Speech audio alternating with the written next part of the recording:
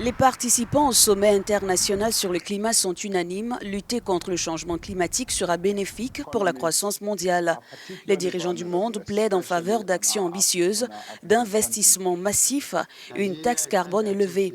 Marissa D. Scott Torres du département américain est revenue sur la participation des 5 pays africains à ce sommet. Mais tout le monde est impliqué, pas seulement les 5 pays.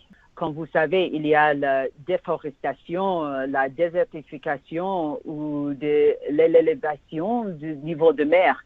Donc, il est impossible de s'attaquer aux pires effets du changement climatique sans la contribution et la coopération de l'Afrique. L'Afrique est une priorité pour l'administration Biden. Nous entendons dialoguer avec les pays africains rapidement et souvent en tant que partenaires au service de nos valeurs et de nos intérêts communs, notamment la sécurité, la santé mondiale et aussi le changement climatique. Donc, la participation de l'Afrique au sommet reflète le caractère indispensable du continent en tant qu'acteur dans les efforts du monde pour réduire les émissions et limiter le réchauffement de la planète à 1,5 degré Celsius.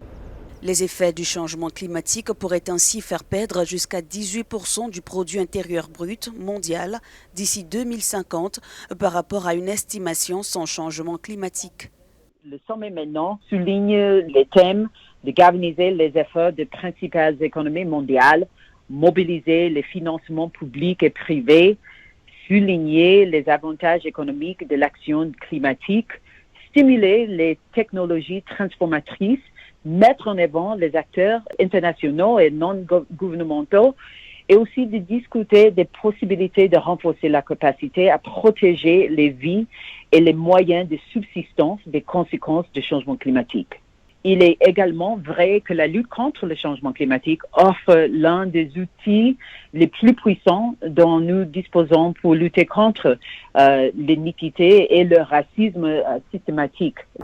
Pour combattre le changement climatique pour plus d'emplois, la Banque mondiale préconise d'investir dans des systèmes d'alerte précoce, créer des infrastructures résistantes aux phénomènes climatiques, une agriculture dans les zones arides et la protection des mangroves, un investissement de $1 800 d'ici 2030.